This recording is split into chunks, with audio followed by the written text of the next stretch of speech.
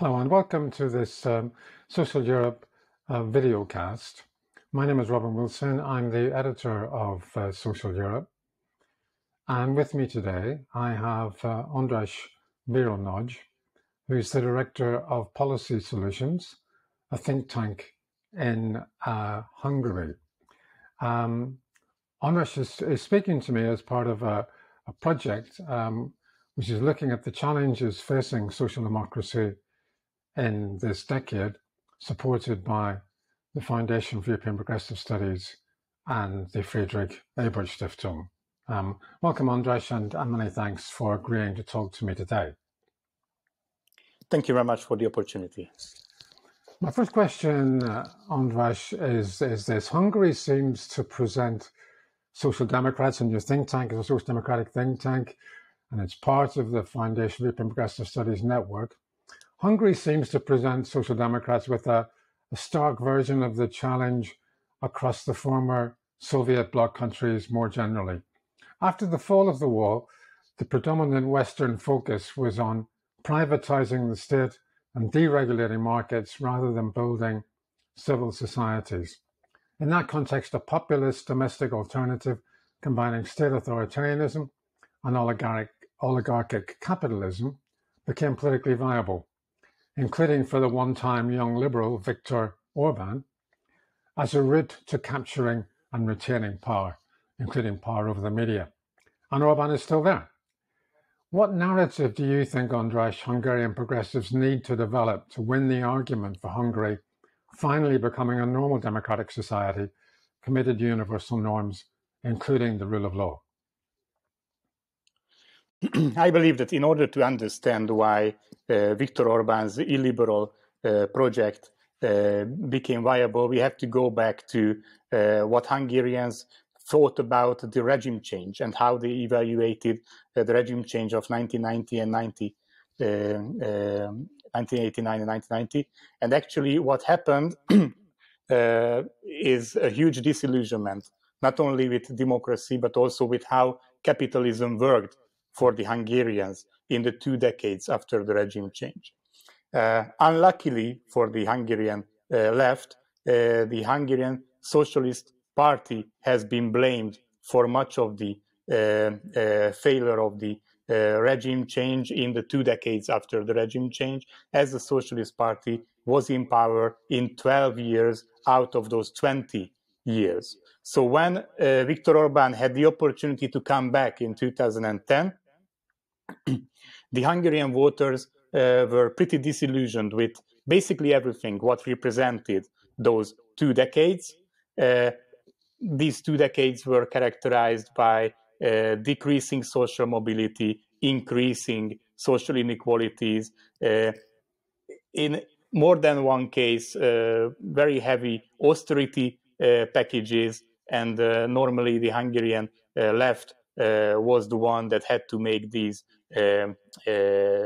very difficult measures in crisis situations, just like in the mid-90s, and after that, during the 2008-2009 financial crisis as well. So when Viktor Orbán came back, basically Hungarian people were disillusioned with what democracy could offer to them, because their experience in those 2 decades was that democracy didn't fulfill the promises of 1990. When the regime change happened in Hungary, most Hungarians thought that democracy would bring prosperity, economic prosperity, more stable economy, more secure and well-paid jobs, more social mobility. And in general, they wanted to compare Hungary's prospects to what they saw in Austria, which was the role model for many Hungarians at the end of the 80s. And when this didn't materialize, in fact, very difficult periods followed regime change, this disillusionment came, and Viktor Orbán lived with this opportunity, and from 2010, he introduced a completely new regime. And why is this disillusionment with democracy so important? It's not because dictatorship or autocracy would have become popular among Hungarians, but because of the fact that many Hungarians thought that if Viktor Orbán can offer some kind of stable economic prosperity or protection from all the potential negative changes in the world and the negative dangers in the world, then for them fundamental freedoms or the quality of democracy are secondary. And what really matters is the existential security and economic prosperity. And I think if I understand you correctly, András, you're hinting there at some of the more populist social policies that would have been pursued in recent times under Orbán, as in Poland, which might be quite conservative from a social democrat point of view, but might have, as you say, offered some sense of security to some people who supported them. Look, one of the pillars of Viktor Orbán's policy is, of course, to offer protection from, I would say, cultural liberalism. As Hungary is a conservative society from a cultural point of view, Viktor Orbán is fighting everything which can be considered as culturally liberal. Most recently, the LGBT community has been a target in Hungary, just like in Poland, by the way. But also the huge anti-migration campaigns that Viktor Orbán has been doing was targeting this core conservative audience. But at the same time, what you have to know about Hungarian society is that when it comes to economic and social issues, this is a left-wing country. So the demand for state intervention is quite high. The demand for, let's say, free healthcare is pretty high. For an active role of the state in decreasing inequalities is also high. The support for progressive tax is also high, and so on. So economically speaking, I would say that the Hungarian society is demanding left-wing measures. And where Viktor Orbán proves to be quite pragmatic is that when it comes to economic policy, it's true that he is quite neoliberal when it comes to labor rights or when it comes to the tax system. But at the same time, he also introduces measures that are interpreted by the lower segments of the society, the poorer segments of the society, as a government which cares about them. And a very good example is the most recent electoral campaign, the 2022 electoral campaign, when Viktor Orbán introduced price caps as a measure to fight inflation, at least in terms of petrol prices, at least in terms of some of the basic food products. There is also another landmark policy of Viktor Orbán, and actually one of the most popular policies of Viktor Orbán. This is about freezing the utility price costs.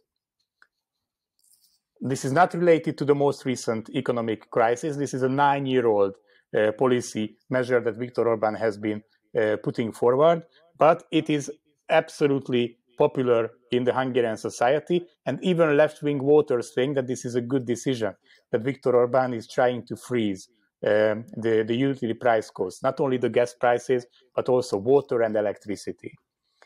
So these are just a few measures which show to you that if the Hungarian left or some important parts of the Hungarian left are linked in the Hungarian society's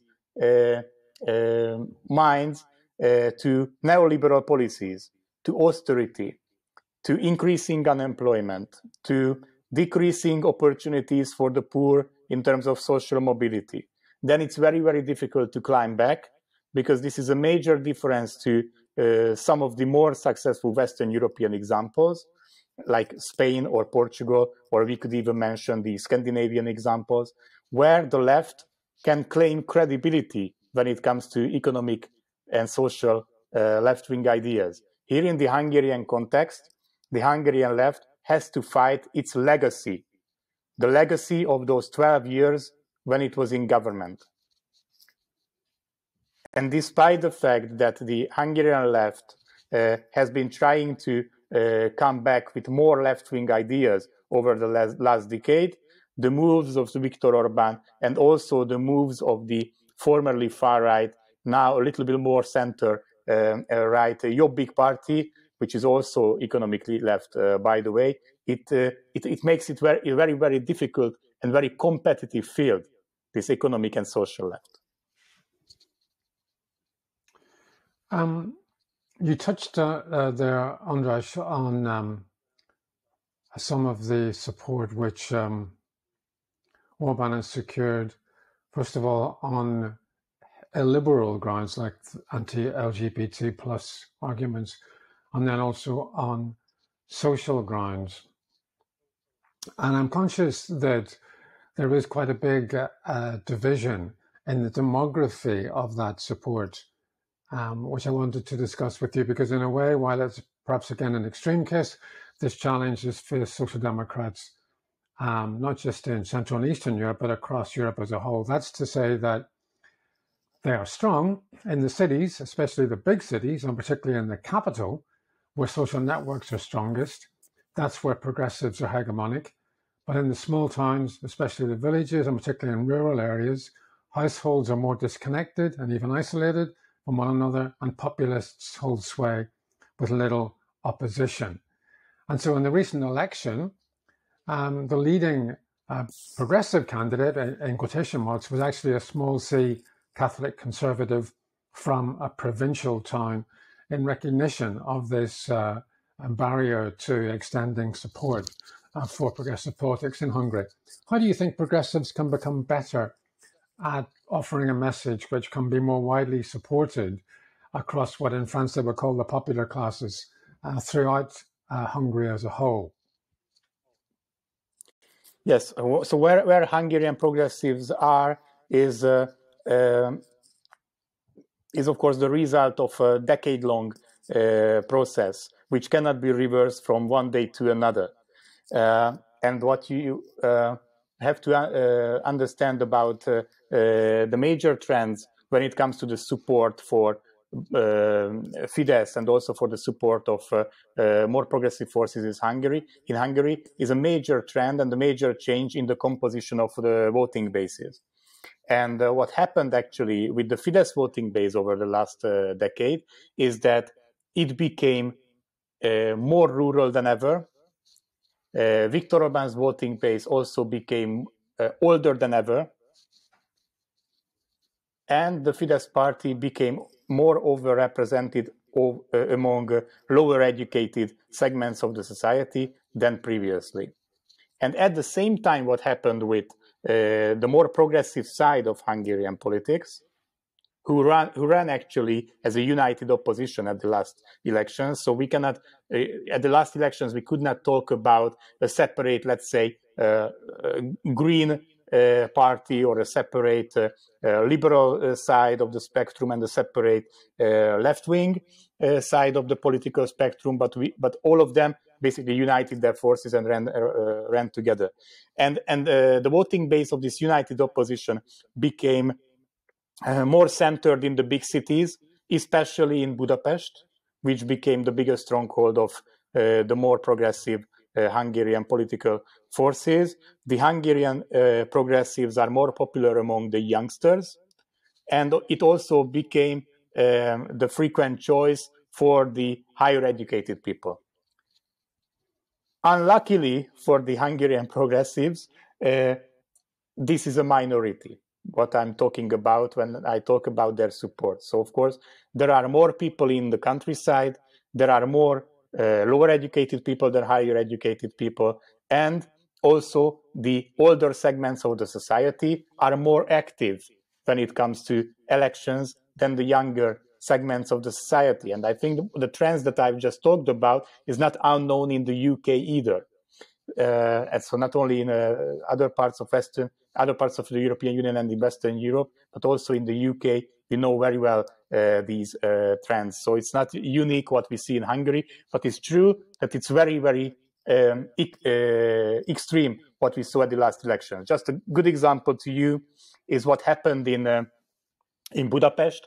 Out of the 18 electoral districts in Budapest, the opposition won 17 and lost only one. while at the countryside, out of the 88 districts, the opposition won only 2. And Viktor Orbán's Fidesz party won 86. This shows very well how divided this country has become, geographically speaking as well. So not only in terms of values or in terms of other cleavages, but also when it comes to different demographics. And what can be the solution? Of course, this situation became possible because the opposition basically disappeared from the small settlements in Hungary when it comes to grassroots activities. In small villages or in small towns in Hungary, it's distinctly possible that they don't see opposition politicians or activists for years between elections, and they only become active when the election campaign comes. Also, the infrastructure of the Socialist Party, which was, let's say, 2 or 3 decades ago, very strong all across the country, it has weakened quite significantly, especially since 2010, and especially since the Hungarian opposition has been starving, basically, financially speaking, and they had to give up many of their rural offices, and their party membership is becoming older, and by this way became also less active. And other newcomer parties, which became more active after 2010 or even started to exist after 2010, they never managed to build a national network of infrastructure. And this gives basically a monopoly for Fidesz in large parts of the Hungarian countryside. So for large parts of the electorate, the only reality that exists is the Fidesz reality, Viktor Orbán's reality. And also, of course, what doesn't help the Hungarian opposition is the media landscape, because the Hungarian opposition is basically only competitive in the online sphere when it comes to the media landscape. In the online news portals and in social media, I would say these are the 2 major grounds where they are competitive with the Hungarian government. But when it comes to regional newspapers, when it comes to radio channels, when it comes to TV, I would say that the pro-government media is in a huge majority in this country. And in order to reach to these segments of the society, to the lower educated segments, to the more rural and older segments of the society where Fidesz is particularly strong, I believe the only way forward would be a stronger grassroots activity. And this is not something that can happen from one day to another. This will be a long process, and it will take surely several years to lay the grounds for a comeback. One final question on Russian. It's really about what help Hungarian progressives need from the rest of Europe. Obviously, in the European Parliament, the Socialists and Democrats group and Liberals have been appalled in recent years by the ways that the rule of law has been transgressed under Orbán. There have been the delays in approval of the National Recovery Plan. There have been endless complaints about the denial of the rule of law in Hungary, and arguments between the Commission and the Parliament as to what needs to be done about Hungary in that context. And what do you think, looking at it from the inside, András, Hungarian progressives need in terms of external solidarity in the face of the challenges that Viktor Orbán continues to present? I believe that in the current situation, the only real limitation to Viktor Orbán's power is Hungary's EU membership. The fact that if Hungary is a member of a club, if Hungary is a member of the European Union, then Hungary has to respect the values of this club and has to behave as a constructive member of the European Union, and not as one which is using its veto opportunity, veto threats for blackmailing.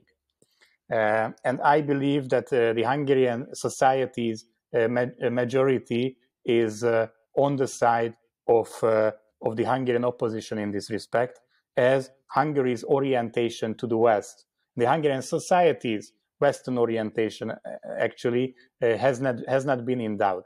My think tank Policy Solutions has been doing quite a lot of research on the attitudes of Hungarians towards the European Union, and when it comes to the popularity of EU membership, then it's always a confident majority that is on the side of the EU membership. But, and here comes the reason why Viktor Orbán can get away with being Eurosceptic in a fundamentally a pro-Euro country, and it's that as long as Viktor Orbán is not playing with Huxit, with Hungary's potential exit from the European Union, but he is criticizing the European Union from within, and criticizing the Brussels bureaucrats, and criticizing the way or the direction that the European Union is taking, then his policies have a substantial support, at least among his own voters.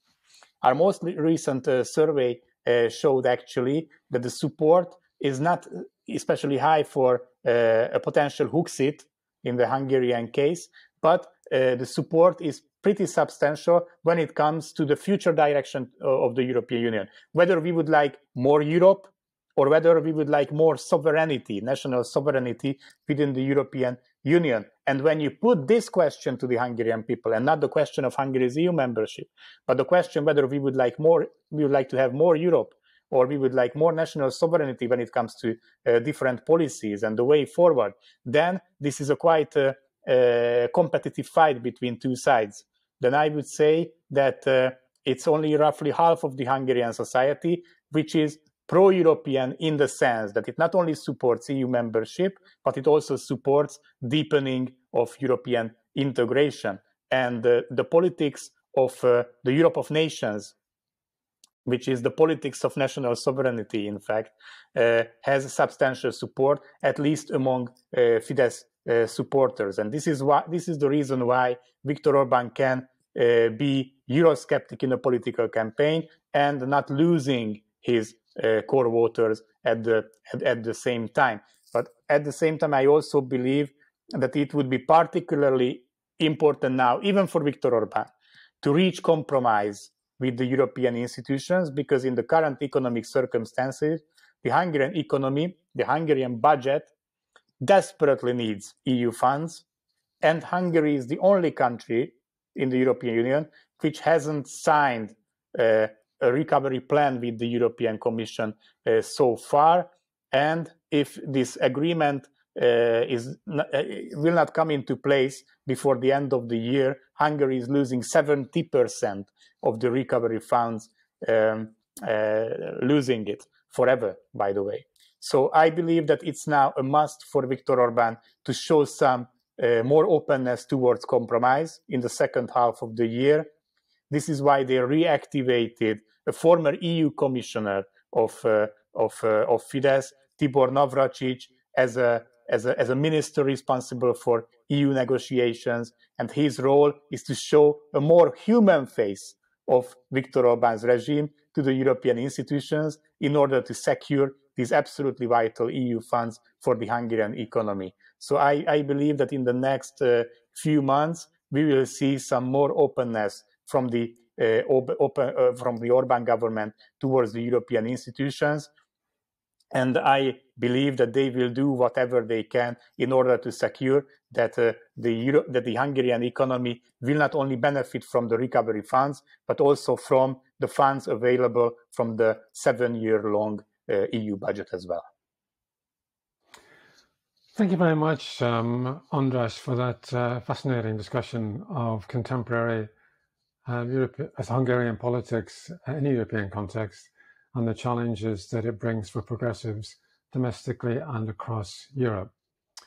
And thank you everyone for watching. You've been listening to András Bíró-Nagy, the Director of Policy Solutions, Social Democratic think tank in Hungary. Many thanks for listening. Goodbye to you, and thank you.